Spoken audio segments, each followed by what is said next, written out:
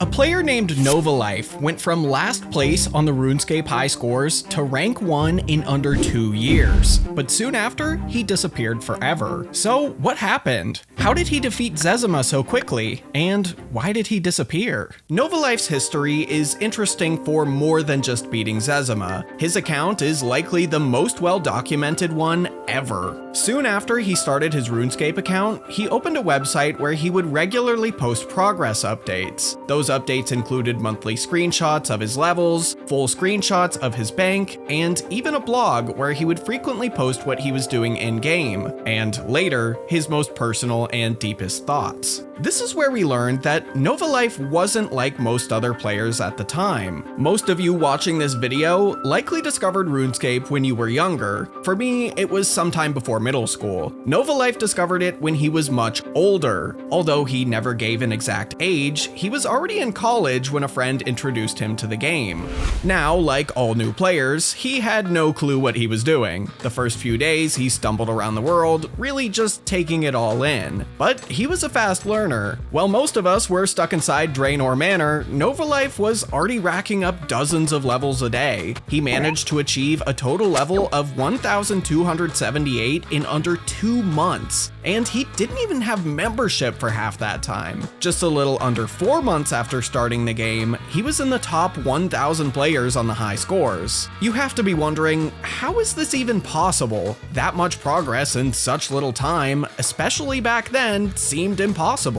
Well, it was impossible if you had a life. Anyone who's ever gone to college will know that you pretty much have free reign over everything you do for the first time in your life. There's nobody telling you what to do, so you have to figure out how to do stuff on your own without dying for the first time in your life. For Novalife, this was a big advantage. Whenever class finished for the day, he could just tuck himself away in his room and play RuneScape through the night. Just 5 months after starting the game, he had a 1,500 total level and a bank worth at least 10 million GP, a pretty crazy amount for the time. This is when his blog post would take a turn. Instead of just documenting achievements, we got to know Novalife on a much more personal level. After a bit of thinking, he came to the conclusion that letting RuneScape consume his life had made him very lonely. So he planned to take a step back and play some Age of Empires with a friend. He would continue playing RuneScape, but not as much as he used to. But it was already becoming an addiction he couldn't escape, no matter what he said. In January of 2005, Jagex released the Slayer skill into the game. A few days after, on January 30th, Novalife made a blog post saying that training Slayer would be his new focus until he could get it to around level 85 to match his other skills. He chose 85 specifically as it would unlock Abyssal Demons, which dropped the new best melee weapon in the game, the Abyssal Whip.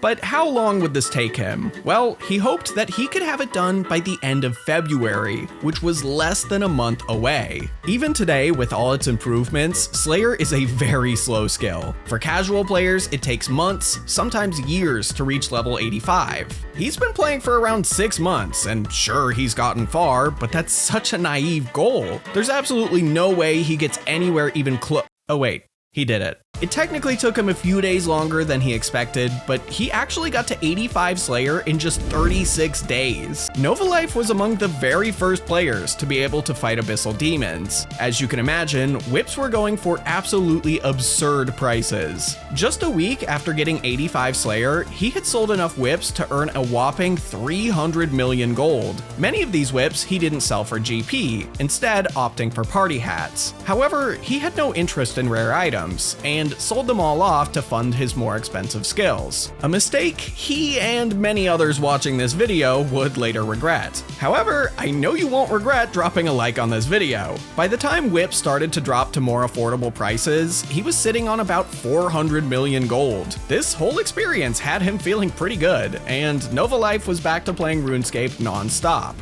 Over the next few months, he would make tons of progress on his account, grow his bank even more, and rented enough movies from Blockbuster that the employees started to recognize him. But if your only social interaction for the week is renting movies from a minimum wage employee who definitely doesn't want to be there, your social skills are gonna suck. By this point, he was ranked 27, but almost nobody actually knew him, both in real life and in-game. In-game, it might not seem so bad, but being famous at the time was actually a big advantage. Popular players could buy and sell whatever items they wanted with ease. If Zezima posts that he needs 2,000 U logs, there'd be a line around the block of players all trying to give him wood. To reach his goal of being the best player in the game, Nova Life needed to learn to socialize, perhaps RuneScape's most difficult unofficial skill. He would end the post discussing this need by berating himself for allowing himself to get distracted by other games and not focusing as hard on RuneScape as he should have. He wanted to be rank 1. Actually, he didn't just want it, he needed it, no matter the cost. He would begin posting to the RuneScape forums, not to gain friends, but to gain the fame needed to get the materials he wanted. His private messages turned into a near unreadable wall of text, but he had to keep it open to everyone to keep business going. At this point, you could start to tell that his mindset with RuneScape was very unhealthy. When describing this strategy to gain popularity, he said this: "Sounds like work, only without pay, lol, but there is a slight difference in that I'm working to achieve a goal that I want. Real jobs don't have that, and all the money in the world can't buy that." This was around the time Nova graduated from college, and his only plan seemed to be keep playing RuneScape. A few more months would pass, and by the 1-year anniversary of Nova creating his account, he was rank 10 on the Highscores. At this point, he was sleeping less than 6 hours a night, mainly to level up the newly released farming skill. Although he again said he would take the game more slowly, especially now that he was losing touch with the outside world, his blog post showed that's not what happened.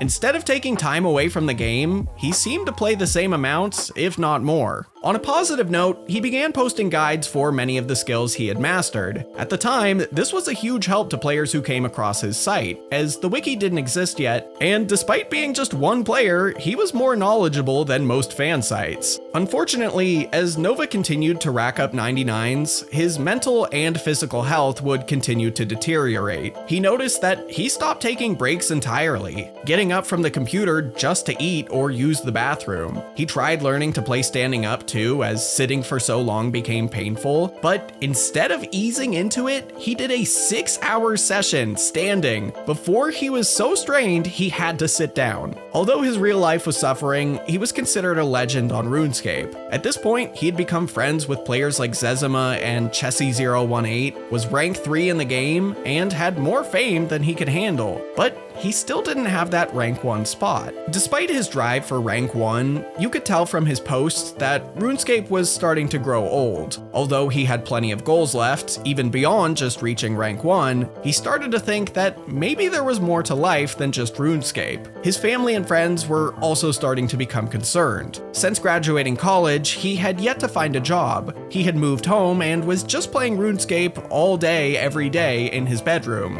Despite this making him miserable, he pushed on. He did some thinking and decided that involving himself more in the game's community would do some good for his mental health. He began helping other players learn skills in-game and make more frequent appearances at his clan events, and even played his first game of Castle Wars. But his desire to be rank 1 would quickly take over again. But this time, he was in the final stretch.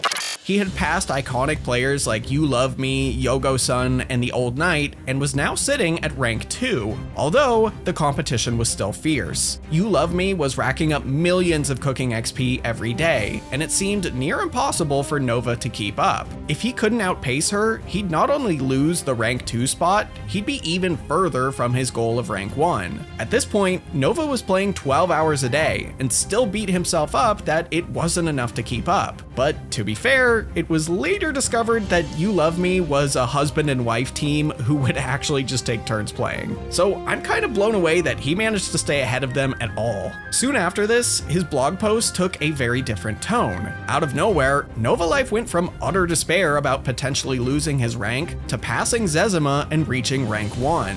Luckily for Nova, Zezima had temporarily decided to stop competing for ranks, making it very easy for Nova to take his place. Overnight, he was being crowded and spammed with messages everywhere he went. Although he didn't enjoy all the attention, as you could tell from his socialization ideology, he had finally accomplished his goal. You'd think at this point he could maybe be done. He could finally get started in the real world, but instead, he kept playing. Perhaps reaching rank 1 wasn't as rewarding as he hoped, because less than 3 weeks later, he was back at rank 2. He spent more time doing things for fun, and his future goals list had no mention of regaining his rank. But he just felt lost. He didn't know what to do next. He knew that he probably should have quit long ago, or at least after he reached rank 1, but at this point, he was in too deep. He set his sights on getting his cooking XP to the maximum of 200 million XP, but even that didn't fill the void, so he went for 200 million fletching, but that, unsurprisingly, didn't help either. Nothing he tried was making him happy. So, just 4 months after originally reaching rank 1, he announced that he was quitting for good. A few days later, he stopped his membership from renewing again and began his last month in RuneScape. Before his membership ran out, he bought his first party hat, not including the ones he traded whips for, achieved his goal of 200 million fletching, and he even gained enough XP to be rank 1 just one last time. Unlike previous promises to cut back on his time spent in game,